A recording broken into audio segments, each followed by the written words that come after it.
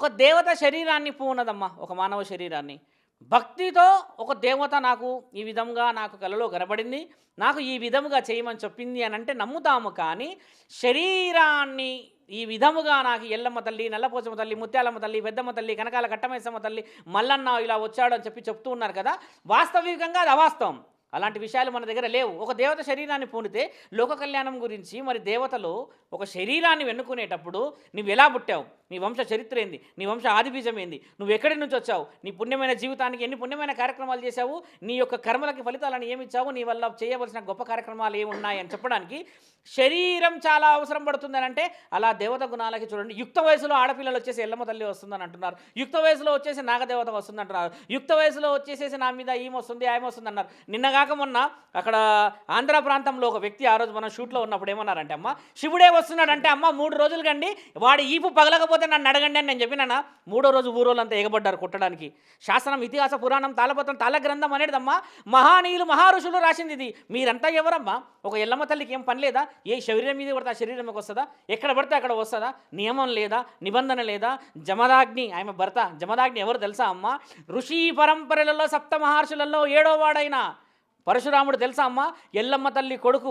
ఆయన పరశురాముడి చేతిలో గండ్రగొడ్డలి ఉంటుంది.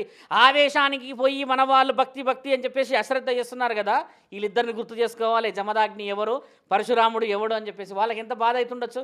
ఒక తల్లిని మనం అవహేళన చేస్తున్నాం కదమ్మా. ఇప్పుడు తెలంగాణలో చూసుకున్నా, ఆంధ్రాలో చూసుకున్నా, ఏ రాష్ట్రంలో చూసుకున్నా మాకు వీళ్ళు వస్తారు, మాకు వాళ్ళు వస్తారు అని చెప్తే ఎందుకు వస్తారు అసలు నీ మీద, శరీరం మీద? నువ్వు ఏం ఘనకార్యాలు చేసావని నీ మీదకి వస్తారు? నువ్వు ఏ చరిత్రలో ఏ శాసన పురాణాల గురించి నీకు తెలుసని వస్తారు? ఒక సాధువులకు రారు, ఒక అఘోరాలకు రారు, ఒక పురోహితులకు రారు, ఒక వేద పండితాలు చదివినవాడు 18 పురాణాలు చెప్పగలిగిన అనర్గళమైన భక్తులకు రారమ్మా దేవుళ్ళు. నీ జన్మ అవసరం లేదా? నువ్వు 10th క్లాస్ ఫెయిల్ అవుతావో, ఇంటర్ ఫెయిల్ అవుతావో, నీది ఏది ఉంటుందో తెలియదు. కానీ ఒక దేవత శరీరం మీదకి వచ్చేస్తుందా? అక్కడ వేదాలు పండితులు చదువుకొని అక్కడ మొత్తుకుంటున్నారమ్మా. 24 గంటలు అనర్గళంగా మంత్రాలు చదవగలరు వాళ్ళు. అలాంటి వాళ్ళ మీదకి దేవుడు ఎందుకు వస్తలేడు తల్లి?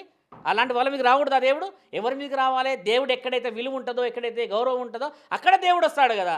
నీ శరీరం ఏంది, నువ్వేంది, నీ పుట్టుకేంది, నీ తారం ఏంది, నీ తారత్వం ఏంది, నీ వంశం ఏంది, నీ అభివృద్ధి ఏంది, నీ జన్మం ఏంది అని చెప్పేసి ఇవన్నీ వదిలిపెట్టేసేసి ఒక దేవత అవలీలగా శరీరం మీదకి వచ్చేస్తుందంటారమ్మా. అలా వచ్చినప్పుడు శాస్త్రంలో ఏముండేనంటమ్మా, పూర్వము ఒక దేవత శరీరం మీదకి వస్తే ఒకటి వేడివేడి సలాకు ఇట్లా నిప్పుల్లో పెట్టేసి అరికాళ్ళకు పెట్టేవాళ్ళంట. అలా పెట్టినప్పుడు అది పెట్టినప్పుడు ఆమె కూడా ఆశీర్వాదం ఇచ్చి బలంగా, ధర్మంగా, శాంతియుతంగా కూర్చుంటే ఓహో అమ్మవారు పూనారా అని అనుకునేవాళ్ళు. ఇప్పుడు అలాంటిది మొదలు పెట్టాలి. అలాంటిది పెడితే అప్పుడు అర్థమవుతుంది దేవత ఏడికి పూనింది, ఎక్కడి నుంచి ఎక్కడ వచ్చిందో. అలా చేసేవాళ్ళు. నా దగ్గర రుజువులు ఉన్నాయి. నేను మొన్న ఛానల్లో కూడా చెప్పా. దేవత వస్తుందంటే కర్నూల్లో ఒక స్త్రీకి చేతిలో నిప్పులేశారు. నిప్పులు వేయగానే ఆవిడ నిప్పులు పడేసేసి బయటకు ఉరికిందంట. ఉరికిన తర్వాత ఏందమ్మా ఏం జరిగింది, ఏం సంగతి అని అడిగితే బాధపడి చెప్తే చేతి ఓపెన్ చేసి చూస్తే చేతులు అన్ని బొగ్గులు ఉన్నాయమ్మా. ఎన్ని బొగ్గులు ఉన్నాయి. అలాంటివి చేయట్లేదు మనం ఇక్కడ.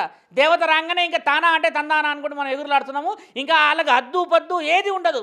అడిగే వాళ్ళు కూడా ఛానల్ వాళ్ళు ఎలా అడుగుతారా అర్థం కాదు. నీకు దేవత వస్తుంది కదా, నీకు ఏమొస్తున్నది, నా భవిష్యత్తు చెప్పు అని చెప్పేస్తే సిగం అనేది ఎందుకు ఊగుతారు తెలుసా అమ్మా? అసలు వీళ్ళకి సిగం అనేది లేదు ఇక్కడ. సిగానికి పూర్తి పేరు ఏం తెలుసా అమ్మా? సిగ కట్టకపోవడము అంతే. దాని పేరు సిగం అంటే ఊగడం కాదు. సిగ కట్టకుండా ధర్మ కార్యక్రమాలను చేయకుండా కొంతమంది ఉన్నారు. మొన్న చూసాము, ఆ అమ్మ ఎవరో నాకు తెలియదు, అలా చేస్తారు. ఎందుకు చేస్తారు ఆ సౌండ్లు అమ్మ? అలా సౌండ్ చేస్తుంది ఏ దేవతన్నా? దయ్యాలు భూతాలు గజ్జల సౌండ్ చేస్తాయి. నేను చెప్పాను కదా, ప్రేతాత్మలు గజ్జల సౌండ్ చేస్తాయి. దేవత ఎప్పుడూ శబ్దం చేయదు. బాగా గమనించండి. గర్భగుడిలో దీపం కూడా ఇలా కదలకుండా సైలెంట్గా ఎందుకు ఉంటుంది తెలుసమ్మా? సూక్ష్మంలో మోక్షం ఉంటుంది. పరమాత్ముడు చాలా చాలా ధ్యానంలో ఉంటాడు కాబట్టి ఆయనని డిస్టర్బ్ చేయొద్దు అంటారు. ప్రత్యక్షమైన గుడి శ్రీకాళహస్తిలో ఉన్న వాయులింగం, అది కదులుతూ ఉంటుందంట. తండ్రి ఊపిరి పీల్చుకుంటాడు అంటాడు. అదమ్మా భక్తి. నువ్వు ఎల్లమ్మ తల్లి అని చెప్పేస్తే మరి ఎల్లమ్మ తల్లి వచ్చిన శరీరంతో ఏం పనులు, ఏ విధంగా ఎక్కడ పోతున్నావు? నీ ఆరోగ్యం దెబ్బతింటుంది, వంశం దెబ్బతింటుంది, ఇల్లు సంసారం దెబ్బతింటుంది. నీకు చేసుకునేవాడు నువ్వు ఇలాంటి పనులు చేస్తున్నావు అని ఎవడు చేసుకోడు. మళ్ళీ చేసుకున్న వాడి చేతిలో నువ్వు ఏదో తెలియని వీళ్ళకి బలి అవుతావు. ఎంతమంది దేవతలు వచ్చినారని చెప్పిన వాళ్ళు ఈరోజు బతుకులు ఎలా ఉన్నాయి తెలుసా అమ్మ? బ్రతుకు కోసం చేసుకునే జీవితాన్ని దేవత పేరు పెట్టకూడదమ్మా. అలా పెట్టేంత ధైర్యం చేయొచ్చా? ఎంత గొప్ప చరిత్ర అమ్మ మన భారతదేశం. నేను భక్తున్నే కదా అని చెప్పి 100 మంది అంటారు కదా, అలా నువ్వు 100 సార్లు చెప్పు భక్తుడు అని.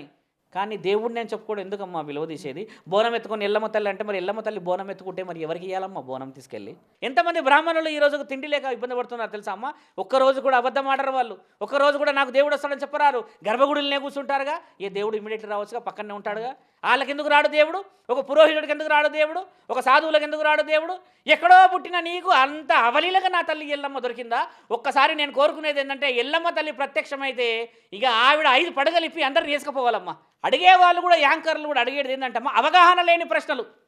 అది ఎక్కడ నాట్యము, ఎక్కడ పాట, ఎక్కడ మాట, ఎక్కడ అది సిగం అనేది చాలా పవిత్రమైన తల్లి.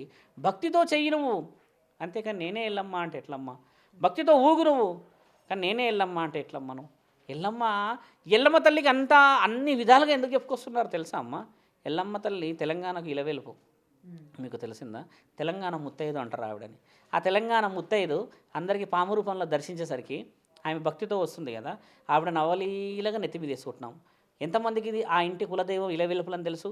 కులదైవం ఇలవెలుపులు ఎవరికో తెలియదమ్మా. ఈడ ఆ అత్తలకే తెలియదు, నిన్ను కన్నా నీ తల్లికే తెలియదు నీ కులదైవం ఎవరో, నీ ఇలవెలుపులు ఎవరో. అంత సులభంగా ఎల్లమ్మ తల్లి వచ్చేస్తుందా? ఎల్లమ్మ తల్లికి ఏం పని లేదా? ఈసారి ఎల్లమ్మ తల్లి వచ్చేటప్పుడు పక్కనే జమదాగ్ని కూడా వచ్చేవాడు ఉంటే బహు ఉత్తమంగా ఉంటుందమ్మా ఆ సమావేశము. అప్పుడు అర్థమవుతుంది ఇక. ఎందుకంటే ఇక్కడ ఏం అనేవాడు లేడు కదా, వ్యూవర్స్ కావాలి, షోస్ కావాలి, డిస్కషన్ కావాలి. అలా చేయడం తప్పు. ధర్మాన్ని ఎప్పుడు కూడా ధర్మాన్ని కాపాడుకోవాలి. అధర్మం అనే విషయం వచ్చినప్పుడల్లా ధర్మాన్ని గెలిపించుకోవాలి. ఎప్పుడు నేను చెప్పే మాట మరోసారి మీకు కూడా చెప్తాం కాబట్టి బాగా గమనించి, చాలామంది నోట్లో ఇదే రావాలి, ధర్మో రక్షతి రక్షత ధర్మహింస తదైవచ ధర్మం సంస్థాపనాం సంభవామి యుగే యుగే. For more videos like this, subscribe Big TV channel.